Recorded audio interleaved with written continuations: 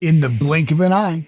That's it. If the first words out of your mouth don't create certainty, you've already lost the sale. See, your opener isn't small talk. It's not the warm up. It's the moment that you prove that you belong in the conversation. It's the establishment of your authority. So if you don't open the call correctly, you will not close the deal later on. Let me show you how to fix what you're probably doing wrong right now.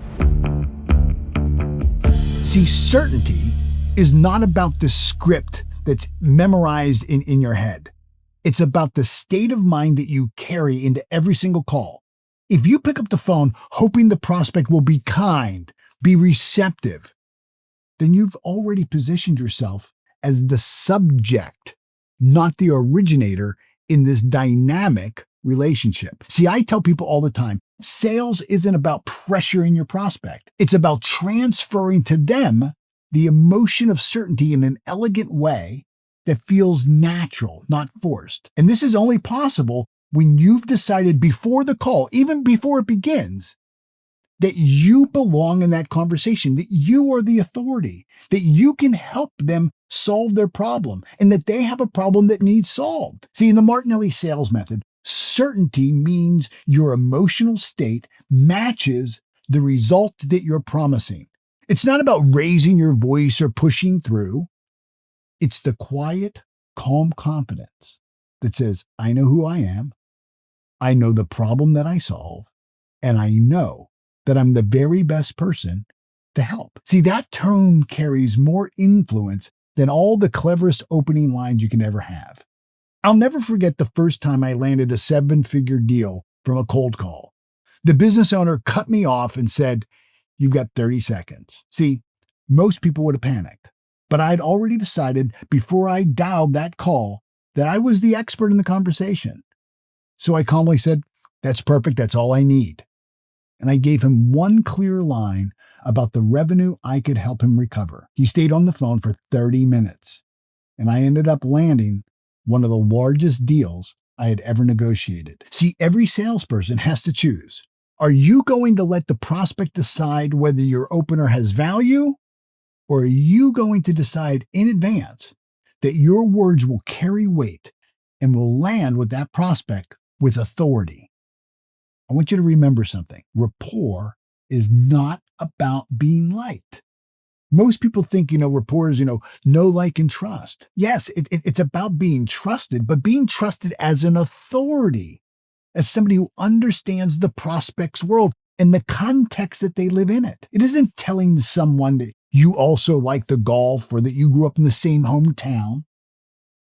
It's not about commonality. Rapport is about creating real connection through authority and relevance. The sports team they like and you like is probably not relevant unless you're selling season tickets. See, when a prospect hears that you already understand the challenges of their world, they lean in because you've shown them that you've done your homework, that you have experience. One of the most effective ways that I've seen this play out is with permission-based openers. See, one that works really well is this. "Hey, Jim, I know I'm probably catching you in the middle of something, but have you got a minute?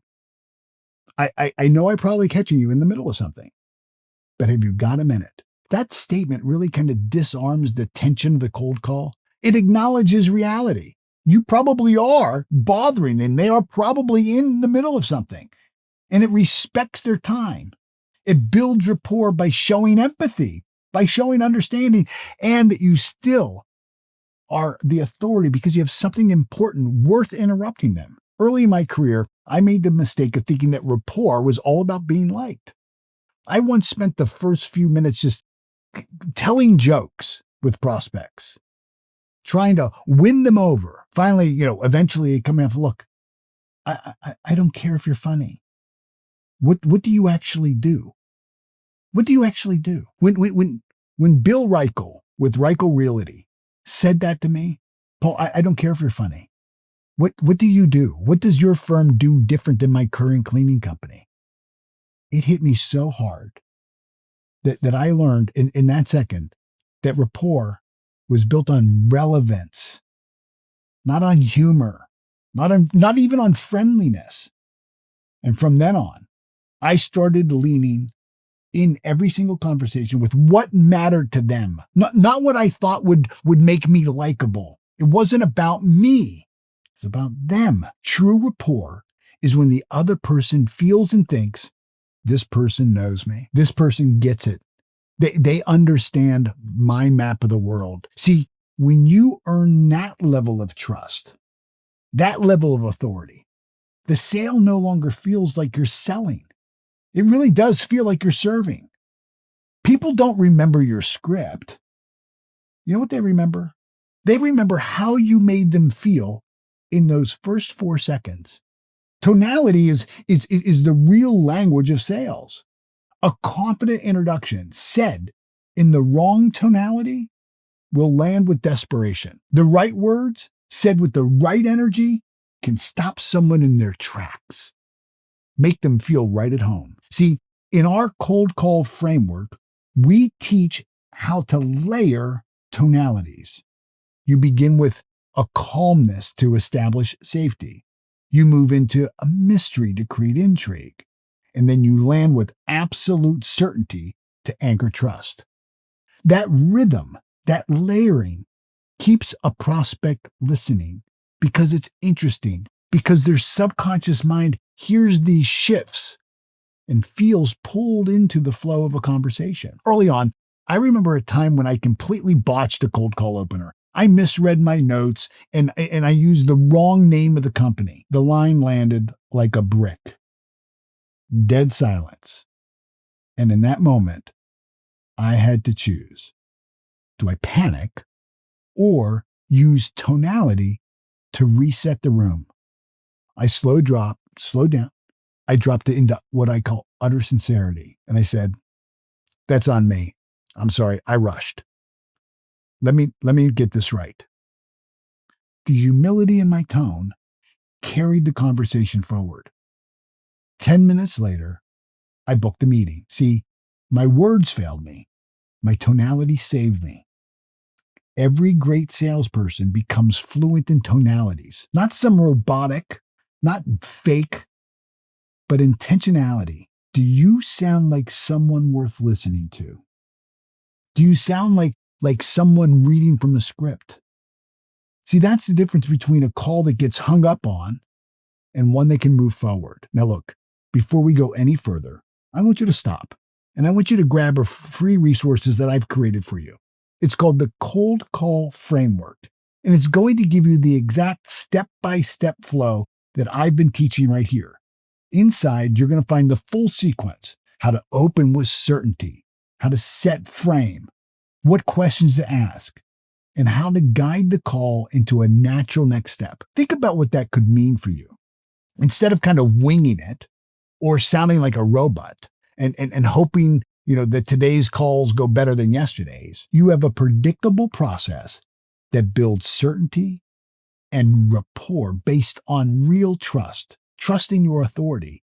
And it all happens in those first few seconds. You'll know exactly what to say and in what order, and more importantly, in what tonality. So you will never lose control of a conversation. This framework has helped thousands of salespeople in every calling remove the guesswork from cold calling. Now, the link is right there in the description below. Go download it right now, and then I want you to come back because the next part of the training will take you even deeper. See, the most powerful openers catch the prospects by leading with value. Value.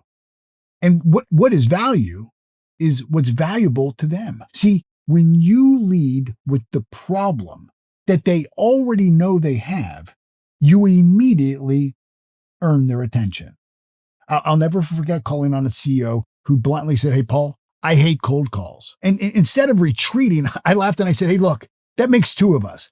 That's why I'm going to keep this really short. I help leaders eliminate the very inefficiencies that you hate, the ones that you're talking about right now." And he laughed too.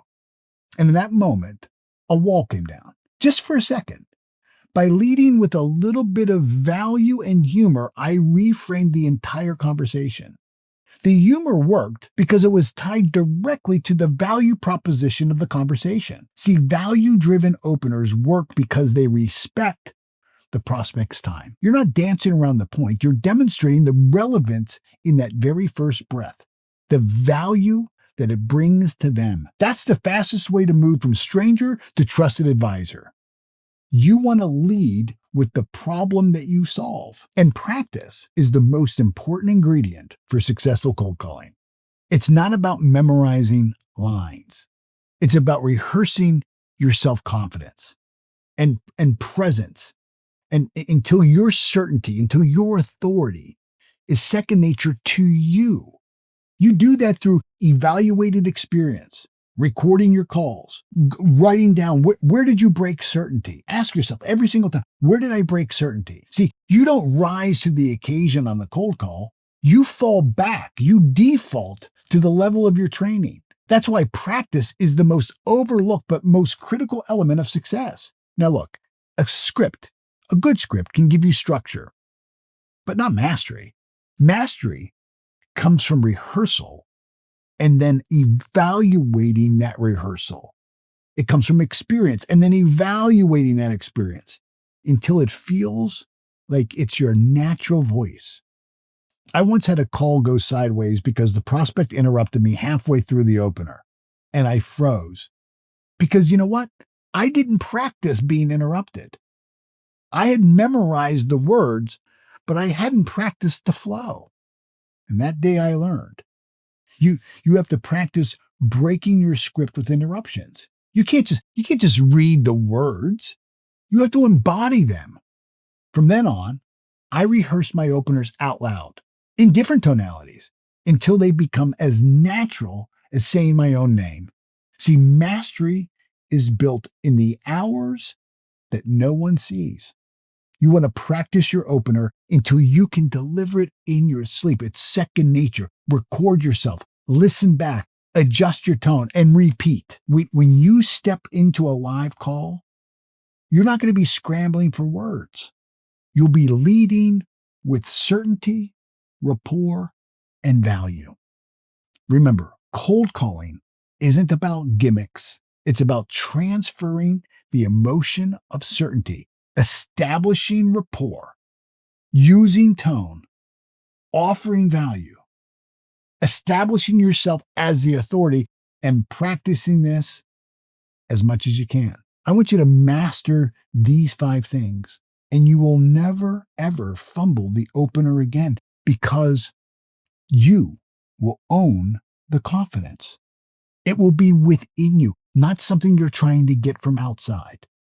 One last thing. Before you go, download the cold call framework if you haven't already. It's going to give you the exact step-by-step structure that I use every single day, that we teach every single person, the thousands of people who've gone through the course, so you never lose control of the call. The link is in the description below. And if you're ready to keep building momentum, the next video is waiting for you there. It's called Sales Excellence, How to Become a Great Salesperson. And in that training, I'm going to show you how the same principles that you've just learned to apply beyond cold calling into every single stage of the sales process. I'll see you in the next video.